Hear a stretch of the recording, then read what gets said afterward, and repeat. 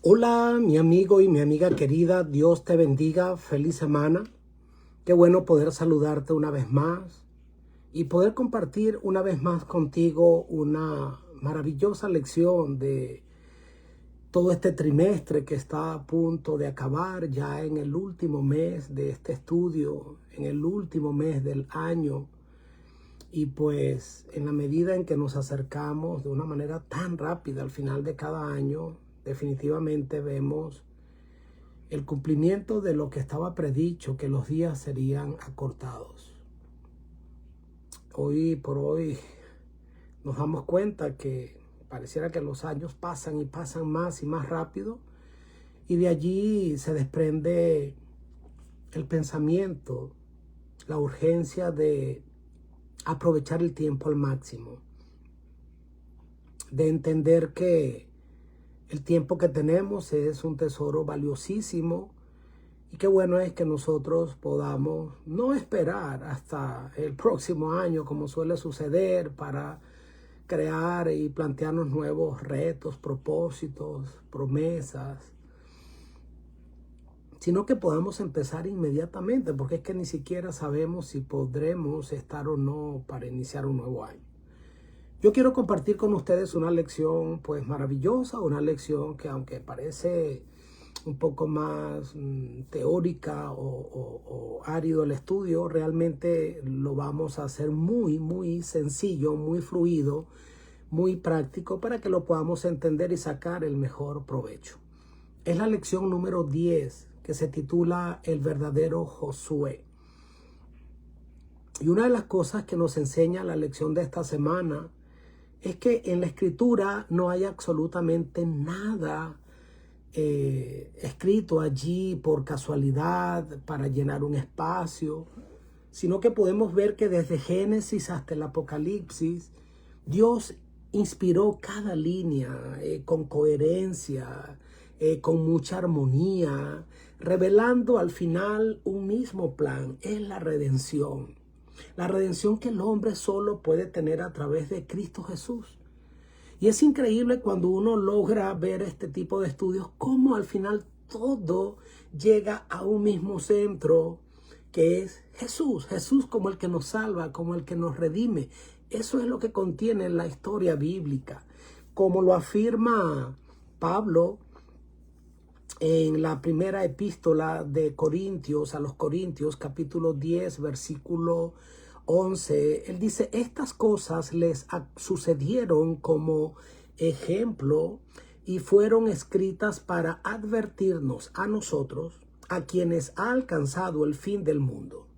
Es decir, que allí todo lo que está en la escritura no son simples datos o hechos históricos o historias, wow, que llaman la atención para uno divertirse o sorprendernos, sino que todo está escrito para nuestra admonición, para que sirva de ejemplo, para que se nos inspire o se nos advierta a emular esos buenos ejemplos o a no cometer los mismos errores. Lo que vivió Israel entonces no es un simple registro histórico, sino una guía espiritual para nosotros hoy día.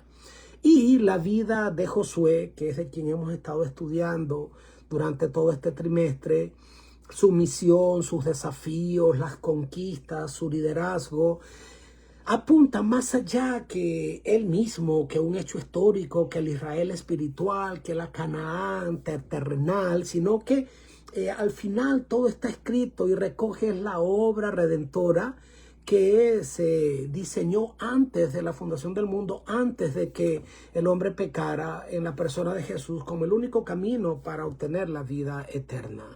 Entonces, así como Canaán representa un hogar terrenal, pues también simboliza nuestra herencia eterna. Y así como el santuario terrenal apunta a un santuario celestial, la historia de Josué también apunta a tu historia, a mi historia, ¿ok? Donde tenemos como líder máximo a alguien mayor que Moisés, a alguien mayor que Josué, a alguien mayor que cualquier líder en el cual tú puedas pues poner tus ojos o admirar y respetar. El líder al final es Cristo. La iglesia es de Cristo. Ok, somos de Cristo, le pertenecemos por creación y por redención. Entonces esta semana vamos a ver cómo la Biblia precisamente usa la tipología. Vamos a hablar de eso, ¿no? Y cómo Josué se convierte en un espejo profético y cómo su vida anuncia las realidades del Nuevo Testamento, la obra del Mesías, en todo su ministerio hasta el tiempo del fin. Y esto confirma lo que ya dije, que las Escrituras es un libro que se interpreta a sí mismo, que ha sido inspirado, ¿okay? Que tiene mucha coherencia y que siempre ha servido como guía para el hombre en todos los aspectos de la vida. La palabra de Dios es útil para enseñarte a toda buena obra. Qué importante es que entendamos que la palabra de Dios debe ser el libro de texto principal en todo lugar, debería ser el libro de texto principal en cualquier universidad, porque de allí entendemos tantas cosas maravillosas y cuando ésta se utiliza como base, lo demás entonces cobra el significado y la dimensión correcta. Para el día domingo, la lección se titula Tipología Bíblica. Y entonces, precisamente, vemos que pareciera un término o un tema complicado, pero en realidad es un tema muy hermoso y muy práctico, esto de la tipología bíblica, la cual vamos a definir. La tipología es, si lo conceptualizamos, para que lo entendamos de una manera fácil, es la manera en que la Biblia, fíjate tú, voy a establecer aquí una comparación, es como las parábolas que Jesús utilizó. Eran historias que Jesús creaba, fábulas. Eran historias entonces que Jesús utilizaba para enseñarnos, para de allí dar una aplicación, y se utilizaba la homilética para que de esas lecciones, la historia del hijo pródigo, la historia de la oveja perdida, teníamos entonces una lección espiritual y una aplicación para nuestra vida. Pero fíjate que aquí entonces lo que tenemos en cuanto a lo que es el concepto de la tipología, es que vemos que situaciones que se presentan en la Escritura son utilizadas, tienen que ver con personajes, con instituciones, con acontecimientos que están registrados en el Antiguo Testamento, y de allí la importancia del Antiguo Testamento. No podemos desacreditar ni restar la importancia al Viejo Testamento y creyendo que ahora solo necesitamos el Nuevo Testamento. Claro que no. Para entender el Nuevo Testamento tenemos que leerlo y entenderlo a la luz del Antiguo Testamento, porque en el Antiguo Testamento allí nosotros vemos cómo fueron diseñados todos estos acontecimientos por Dios para señalar entonces hacia una realidad mayor, hacia hechos que llegaron entonces a ser concretos y definitivos, a una realidad futura que alcanza su cumplimiento todos al final en Cristo Jesús. Fíjate, la Biblia usa dos palabras clave. Tipo, ¿qué es tipo? Es como un molde, ¿sí? Y me gustó esta comparación que el autor utiliza. Un molde o un modelo o una sombra. El antitipo, dice, es la realidad completa. Es lo que contiene el molde, que luego que tú sacas ese pastel del molde, va a tener entonces, ¿qué? Va a ser el contenido real del asunto, pero que va a conservar, ¿qué? La forma que tenía el molde. ¿Ves? Entonces, así como la sombra es la figura, pero después entonces vemos en él, como dice acá, en el antitipo, la realidad completa o el cumplimiento. Es eso. Ahora, Pablo usa esta idea en Romanos 5:14, cuando dice que Adán es figura de el que había de venir, refiriéndose a Cristo. Entonces, lo mismo ocurre en 1 Corintios 10, del 1 al 13, donde los acontecimientos del Éxodo, como lo dijimos acá, son llamados y utilizados como ejemplos o tipos para nosotros. ¿Sí? En Hebreos 8 y Hebreos 9 explica que incluso el santuario terrenal del cual hemos estudiado era también un modelo que representa, permítame, hay algo importante acá. ¿Cuál es la idea central?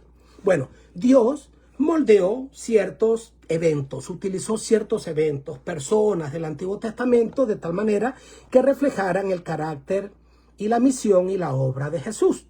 Así como ese molde, ya dije, refleja precisamente la forma de su contenido, el tipo que está allí en el Antiguo Testamento va a reflejar al antitipo, que es el que se cumple en el Nuevo Testamento, en la persona de Cristo.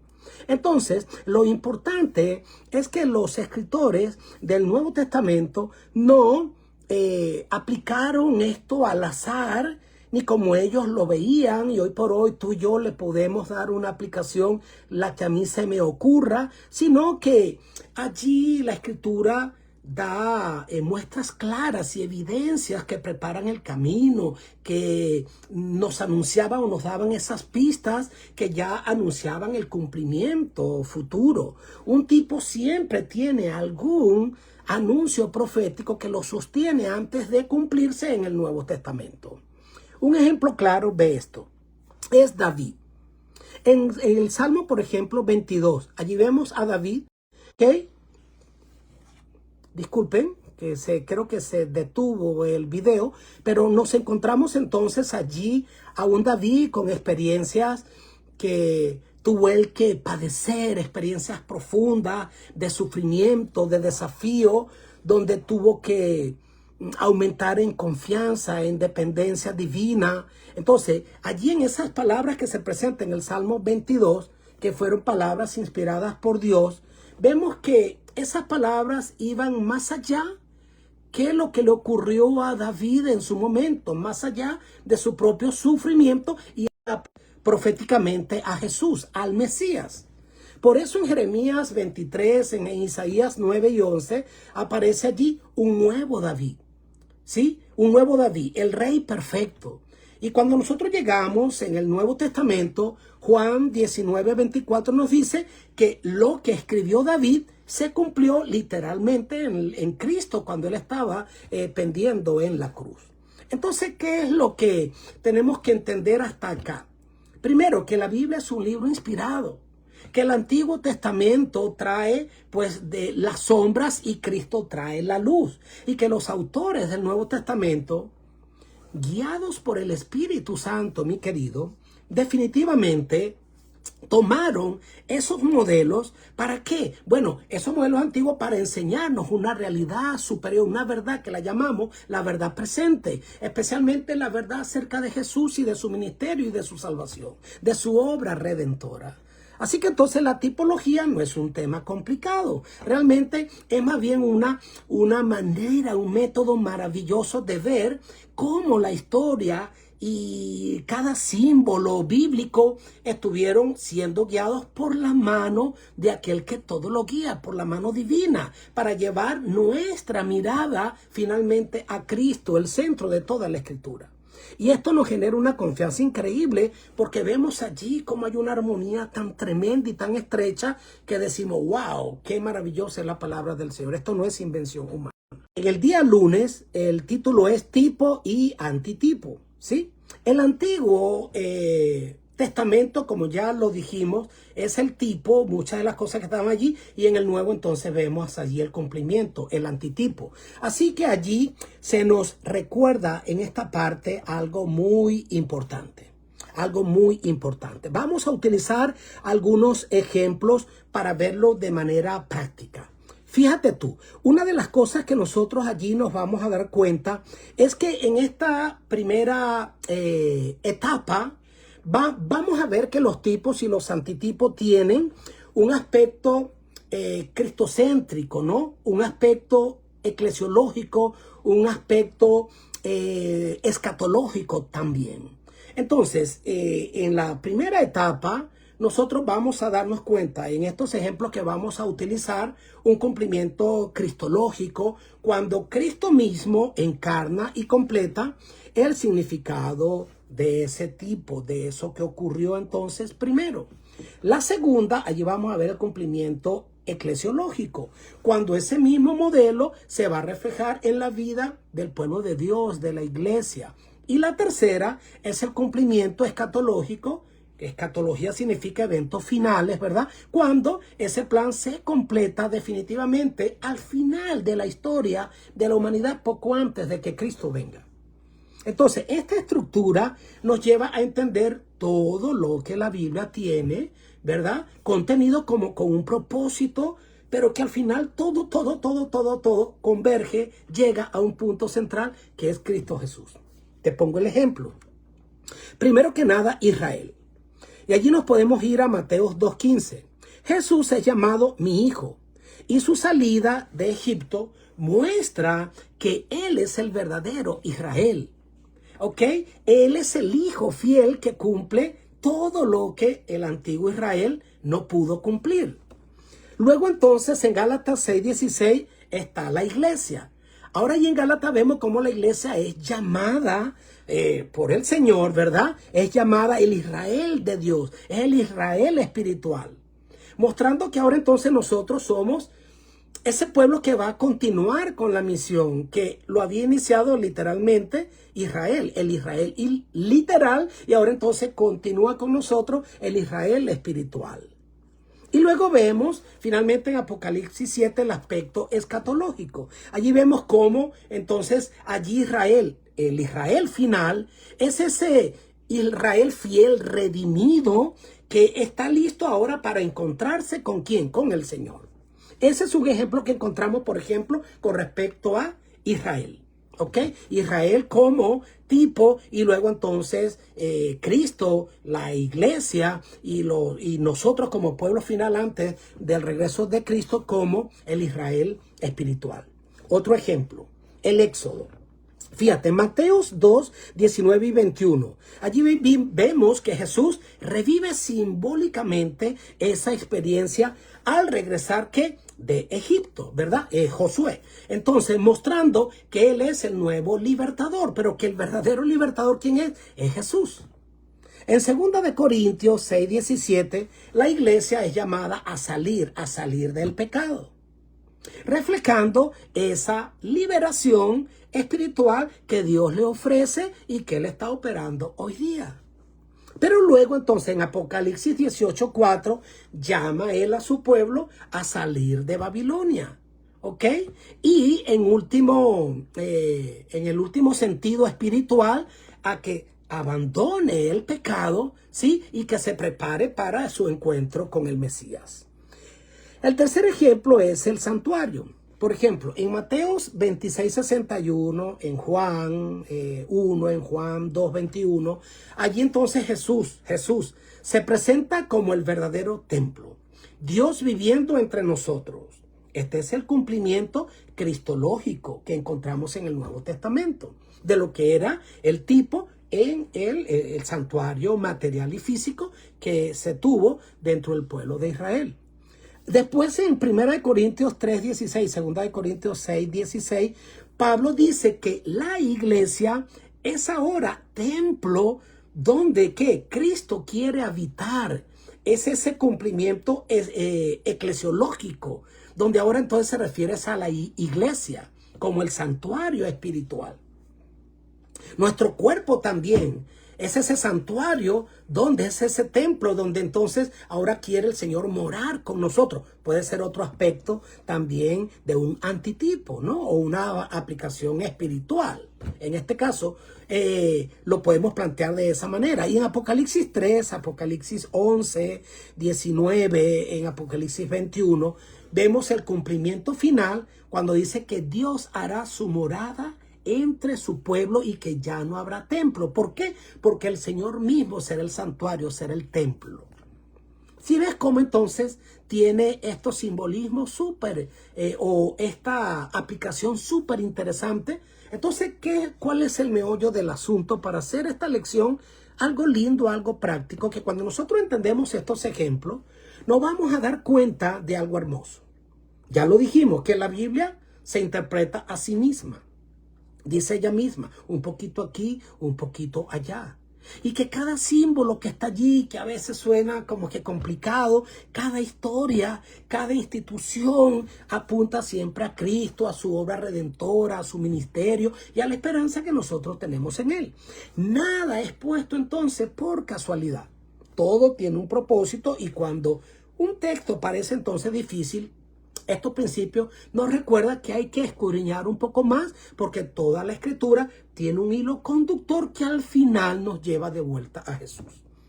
Vuelvo y repito, Si al estudiar la Escritura lo hacemos para debatir con otros, para decir yo tengo la verdad y mi interpretación es la correcta, estamos fallando. No tiene sentido. Ahora, si la Escritura te lleva a Cristo, a que ese Cristo ocupe el primer lugar en tu vida, en el trono de tu corazón, que es el que gobierne tu vida, y entonces ahora buscas reflejar su vida y su carácter, y te hace bien a ti, y te vuelve una persona que le hace bien a los tuyos, que te bendice. Ese es el evangelio que funciona, si no de nada sirve. Y de esto se trata toda la verdad bíblica. Ahora fíjate tú el día martes Jesús como una figura tipológica, ¿no? Aquí nos vamos a dar cuenta de esto. Aquí vemos cómo Josué, ¿ok? Como una figura tipológica. Vemos cómo la vida de Josué está profundamente ligada con la vida de Moisés en este caso. Y no por casualidad, sino entonces porque esto va a servir para enseñarnos algo importante, que es ese retrato progresivo de la misión del Mesías. La Biblia revela este paralelismo y nos muestra cómo no son simples ideas, sino hechos concretos, por ejemplo, como los que te voy a mencionar. En Éxodo 3, 1 y 2, Moisés es llamado por Dios en el desierto. Ve aquí cómo hay una duplicación de acontecimientos y de realidades entre Moisés y Josué. Entonces, allí frente a la zarza ardiendo. Y de igual manera, luego, cuando vamos a Josué 1 al 3, allí también Josué recibe su llamado directamente de parte del Señor, ¿verdad? Después de la muerte de Moisés. ¿Sí? Entonces, ambos comienzan su misión con un encuentro personal con Dios. Se encontraron con Dios y Dios les muestra el llamado. Luego en Números 3, 1 y 2, ve esto. Moisés envía espías. Y luego en Josué 2:1, Josué, ¿qué hace? Hace lo mismo. Luego en Éxodo 3:5, Dios ordena a Moisés quitarse las sandalias porque el lugar donde él pisa santo es, y eso mismo luego ocurre en Josué 5:15 cuando se encuentra con el príncipe de los ejércitos del Señor, que era Cristo mismo, y se le ordena que debe quitarse también su calzado. Todo esto muestra entonces un patrón. Josué recorre los pasos de Moisés, como si su vida fuera entonces una réplica, una repetición o una sombra adelantada del propósito divino. Ahora, ese paralelismo se extiende entonces aún más allá. Por ejemplo, vemos esto. Moisés abre el Mar Rojo y Josué entonces, no Moisés, Dios, en la persona y el liderazgo de Moisés. Y entonces Dios abre el Jordán bajo el liderazgo de Josué. Moisés inicia, o cuando él inicia, el maná se inicia con Moisés. Y el cese del maná ocurre entonces en la persona y el liderazgo de Josué. ¿Sí? Moisés enseña sobre la circuncisión y la Pascua, y luego vemos también que Josué vuelve a practicar este tema entonces del pacto o la renovación del pacto, y vuelve a practicar de nuevo el tema de la circuncisión con la nueva generación, que es la que entra finalmente a la tierra prometida. Moisés instruye sobre la tierra, las ciudades de refugio, pero entonces ahí vemos cómo Josué se establece en esa tierra y reparte la tierra. Ambos concluyen su ministerio con un discurso de despedida, los dos. Allí entonces nos damos cuenta que hay allí un paralelismo entonces tremendo. Todo este cuadro nos conduce entonces a una verdad mayor. ¿Cuál es la verdad mayor? ¿Qué es lo que queremos sacar como lección práctica? Mi querido, que Dios está preparando al pueblo para reconocer el ministerio del verdadero líder y libertador, que más allá de ser Moisés y ser Josué en los tiempos bíblicos literales y acontecimientos literales, todo para prefigurar de que la conexión no es la mejor en este momento, pido disculpas, pero entonces vamos a continuar este estudio que ya vamos pronto a finalizar. Entonces, ¿qué es lo que termina haciendo el estudio de la lección de esta semana? Bueno, que al final todo se trata de Cristo Jesús y que todo encuentra su cumplimiento en la persona de Cristo. Ahora, ve esto es interesante. El día miércoles se titula El verdadero Josué entonces como antitipo. ¿Cuál es entonces acá? ¿Quién es el verdadero Josué? En términos, allí ya hablamos del Josué literal de ese Josué que siguió los pasos de Moisés, pero que a su vez los dos son una figura de el Moisés espiritual o de el Josué entonces de quien vamos a hablar ahora. El verdadero Josué, ¿quién es? Es Cristo. Como observamos la historia que hasta ahora hemos repasado, nos damos cuenta allí que a través de este tema de la tipología, descubrimos que su papel, el de Josué, no solo se limita a ser un líder militar, sino un sucesor de Moisés. Josué es una figura entonces que apunta directamente a Cristo, lo que hizo él para entrar o meter a Israel en la tierra de Canaán terrenal. Entonces es lo que Cristo hace, que nos va a introducir en la Canaán celestial. Josué dirigió guerras reales para poder establecer a Israel dentro de Canaán y darles entonces una herencia para que pudieran vivir en paz. Pero entonces Cristo, el Mesías, el verdadero Josué, ¿qué nos hace? Él es el que nos libera y es el único que nos puede introducir en la tierra prometida, donde tenemos una paz eternal. Es el que finalmente entonces va a restaurar todo, va a erradicar el pecado del cual no quedará raíz ni rama. Es Él el que nos puede introducir en la tierra prometida. Entonces el Nuevo Testamento lo afirma con claridad. Ahí encontramos en Hebreos 3:7 y Hebreos 4:11, encontramos que Jesús, dice, es allí presentado como el verdadero Josué, que es el que nos conduce a ese reposo. Ahí está, tú puedes leer todo ese capítulo 3 del libro de Hebreo. Es el único que nos puede dar descanso. Es el único. Podemos respetar y admirar cualquier líder, cualquier cosa, pero al final, sin Cristo, nada funciona y nada va a darte verdadera libertad y verdadera salvación. Entonces, esos paralelismos son impresionantes. Por ejemplo, Josué entra en Canaán después de 40 años en el desierto. Jesús comienza su ministerio después de 40 días en el desierto enfrentando a Satanás, que ayunó y subió al desierto durante 40 días. Luego entonces Josué cruza el Jordán. ¿Para qué? Para iniciar la conquista. Después entonces, cuando Jesús es bautizado y después inicia su ministerio, nos damos cuenta que es presentado allí como este es mi Hijo amado en quien tengo contentamiento, y es el que va a iniciar entonces ahora la guerra espiritual. Luego en el bautismo nos damos cuenta que los evangelistas citan a Salmos 2:7 e Isaías 42:1, proclamando que Jesús es el Rey Mesías y el siervo fiel. En otras palabras, el guerrero divino que luchará las batallas de Dios. Así entonces como Josué expulsó a los enemigos de Israel para entregarle la herencia, entonces Jesús expulsó al gran enemigo. Su vida de obediencia perfecta, su muerte en la cruz, su victoria, su resurrección, ¿qué ha hecho? Bueno, expulsó de una vez por todas y declaró el aplastamiento, donde él aplasta a la serpiente, el diablo, con su muerte y con su resurrección, para entonces darnos una herencia eterna. En Cristo está garantizada la salvación. Entonces, ¿cuál es el llamado práctico? ¿Dónde tú puedes encontrar verdadero reposo? Tú te tienes que dejar caer en los brazos ¿de quién?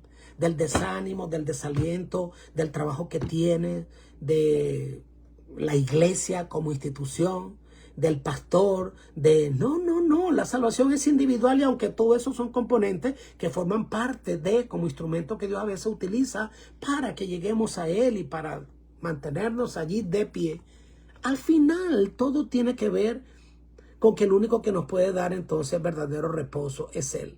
Es Él el que pelea nuestras batallas. Solo Él, porque Él ganó la victoria y es el único que nos puede dar perdón, nos puede dar libertad, propósito y esperanza de vida eterna. Ya para ir acercándonos al final, dice Jesús y nosotros. ¿Ok? Entonces, aquí nos vamos a dar cuenta de que es el tema maravilloso de lo que es la contemplación. ¿Ok? La contemplación. Aquí nos damos cuenta de que Cristo es el verdadero capitán de nuestra salvación. Entonces, ¿qué encontramos hasta acá? Que la vida de Josué refleja hacia el ministerio de Cristo Jesús.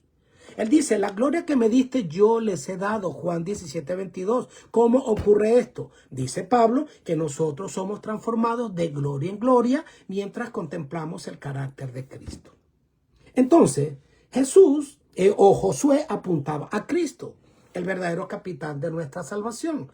Y así entonces, como él reflejó el carácter de Cristo y Jesús reflejó el carácter de Dios, nosotros somos las manos, los pies de Jesús. Vamos a reflejar la gloria divina y no por nuestros hechos que es para gloriarnos. No, así alumbre vuestra luz delante de los hombres para que ellos vean vuestras buenas obras y glorifiquen a vuestro Padre que está en los cielos. Y entonces es un proceso. Somos transformados de gloria en gloria hasta asemejarnos a Cristo, porque nos vamos a asemejar a lo que contemplamos. ¿Cuánto yo estoy contemplando hoy a Jesús? ¿Qué contemplo? Si yo contemplo a personas, contemplo a líderes, me puedo chasquear. Y si yo me comparo con otras personas, voy a sentir que soy bueno y realmente no lo soy. Ahora, puesto los ojos en Jesús, el autor y consumador de mi fe. Mi modelo es Jesús. Y cuando yo me comparo con Él, primero veo cuán valioso soy. Soy amado por Él. Dio su vida por mí. Soy amado por el Padre que no escatimonia a su propio Hijo para salvarme. Pero me di cuenta cuán indigno soy sin su sangre. ¿Cómo estoy tan inhabilitado para la salvación si no fuera por los méritos que Él ganó por mí y para mí en la cruz del Calvario? Llegamos al final de esta lección. Solo quiero leer extractos de dos pensamientos que la hermana Elena de White menciona en este día y los quiero leer. Fíjate, allí en un primer pensamiento que se menciona y el autor trae a colación, que creo que uno está en Palabras de Vida del Gran Maestro, dice allí ella, describe que en los días de Jesús muchos se aferraron a ceremonias vacías mientras rechazaban al mismo Cristo, el centro de todas esas ceremonias. Querían en señales, milagros, demostraciones de poder y no entendieron que el reino de Dios no avanza por fuerza ni por conquistas humanas, sino por la transformación del corazón, como enseñaba la parábola del sembrador. Ese mismo peligro, dice ella, sigue siendo real hoy. Podemos quedar atrapados en lo exterior, en la forma, en la rutina religiosa y perder de vista al Salvador vivo, el único que puede implantar en nosotros un nuevo principio espiritual. Por eso le digo que esta lección, si la teorizamos, si nos ponemos así, bueno, primero es súper aburrida. Pero cuando entendemos que estos conceptos en realidad son fáciles y manejables y que al final encierran una verdad linda de que todo se lo debo a Cristo, de que mi pasado, mi presente y mi futuro está allí depositado en sus manos y que solo así yo voy a tener salvación. Que no tengo nada que temer al futuro si sé que Él me ha guiado siempre. Se trata de esto y ahí entonces todo cobra sentido. La teología sin Cristo es hueco, es teoría vacía, no sirve, hasta dañina es. Pero qué lindo cuando entendemos que al final el mensaje significa buena nueva de salvación, de que hay alguien que murió por nosotros para salvarnos y listo. Eso le da sentido a cualquier enseñanza. No digo que profundizar y agradecemos por aquellos que estudian las profecías y todo aquello es importante, pero es dañino cuando nosotros nos concentramos allí, nos queremos sentar sobre una plataforma donde decimos, nosotros tenemos la verdad es Cristo, yo soy el camino, la verdad y la vida. Y el que cree en Cristo es el que tiene acceso al Padre. De eso se trata esta y todas las lecciones. Si no se exalta a Cristo, no sirve. Si el Evangelio de Cristo no ha transformado mi vida, no me ha alegrado la vida, no me ha transformado, no me ha hecho una persona con la que es fácil y agradable vivir, y eso comienza desde casa, no tiene sentido tampoco. De nada sirve el Evangelio entonces. Y luego ella dice, en el segundo pensamiento nos lleva directo a nuestra responsabilidad. ¿Cuál es nuestra responsabilidad? La autora dice que la iglesia necesita hoy fieles Caleb y Josué, hombres y mujeres dispuestos a confiar en las promesas de Dios y obedecer sin reservas. Dice también que es nuestro campo el mundo en el que vivimos, que hay ciudades y pueblos subidos en la oscuridad espiritual y que a la iglesia le falta un espíritu misionero vivo. Muchas veces, dice ella, el amor por las almas ha dejado de brillar en los corazones y hay un llamado urgente en busca de obreros, de personas dispuestas a levantar y decir, aquí estoy, Señor, envíame a mí. Pero envíame a mí, ¿a dónde? ¿A la iglesia? ¿A tener un cargo? ¿A dar una lección en la iglesia o a predicar en la iglesia? Es parte de. Y no digo que no sirva y que no debes aportar. Pero eso no es lo que realmente encierra el verdadero llamado, ¿sabe? Eso no. El verdadero llamado es, como siempre lo he dicho, que hay que sacar a Dios de los templos donde lo encerramos hace tanto tiempo y dejarlo libre en las plazas y en los mercados del pueblo, porque Dios no es un Dios muerto. Si pensáis que Él está muerto, equivocado estás, dice ese canto. Hemos encerrado a Jesús en un templo. La verdad de la palabra de Dios, qué fácil es hacer evangelismo en la iglesia. Pero lo llevas a tu trabajo, en cada relación que sostienes, siempre estás procurando agradarle a Él y tú eres un reflejo de la obra redentora de Cristo en tu vida. Si no es así, mi querido, no sirve. No estamos cumpliendo con la misión. No necesitas irte a una tierra lejana. Y claro que apoyamos las misiones. Personas y los misioneros que, pues, si es el llamado que Dios les dio de ir a muchos lugares recónditos a presentar el mensaje de salvación, claro que eso está bien, es loable, qué lindo. Pero tal vez tú no estás para eso, pero sí para realizar una obra ya, ahora y en tu círculo inmediato. Esa es la verdadera obra, que si cada quien la hiciera, dime, ¿se predicaría este evangelio a todo rincón? Claro que sí. Entonces, cuando nosotros vemos estos dos pensamientos, debemos entender algo. El verdadero pueblo de Dios no vive de esa manera, ni mucho menos va a tener que pedir señales, sino que va a responder con fe, con fe. Le amo y le obedezco por fe. No tengo que entenderlo todo. Y no tenemos que decir tengo la verdad, porque la verdad es la persona de Cristo. Josué avanzó porque contempló a Dios. La iglesia avanza cuando sus miembros, tú y yo, contemplamos el rostro de Jesús y empezamos a reflejar su carácter. Las guerras de Israel son figuras de nuestras luchas espirituales y así Josué y Moisés son símbolos de Cristo que nos lideriza y que pelea nuestras batallas. El territorio que se quiere ganar hoy día es el territorio de mi corazón. Que allí el Señor conquiste el territorio de mi corazón. Que yo pueda conquistar con su poder y su amor el territorio del corazón de las demás personas para que Cristo ocupe el lugar en el corazón de las demás personas. Empezando por el nuestro, por supuesto, que eso es lo que debe ocurrir porque nadie puede dar lo que no tiene. Dios te bendiga, mi querido. Que estas señales o que estas lecciones o esta lección nos haya llevado, más que a mirar señales, símbolos y cosas, nos haya llevado a mirar a Jesús. ¿Ok? Y a no tener excusa para llevar adelante la misión. Como Josué podemos escuchar la voz que te dice, solo te mando que te esfuerces y que seas valiente. Responder con convicción, Señor, aquí estoy, envíame a mí, dame la victoria, por favor, la victoria diaria. Porque en Cristo Jesús somos más que vencedores. Dios te bendiga, mi querido amigo, mi querido hermano. Pasa tiempo a solas con Jesús, contempla a Jesús, disfruta de la compañía a solas con Él, conversa con Él como conversas con un amigo. Eso te va a ir transformando progresivamente y claro que las personas lo van a ver, tú no lo vas a ver, pero los demás sí. Algo ha pasado contigo y lo van a ver los demás, porque nunca se está a solas con el Maestro sin que después salgamos sin reflejar su luz. Y esto es lo que va a atraer a las personas, no hacia ti, no hacia una iglesia en particular, a Cristo. Se trata de Cristo. Quiero orar por ti. Padre querido, gracias por tus bendiciones, gracias por todo tu cuidado.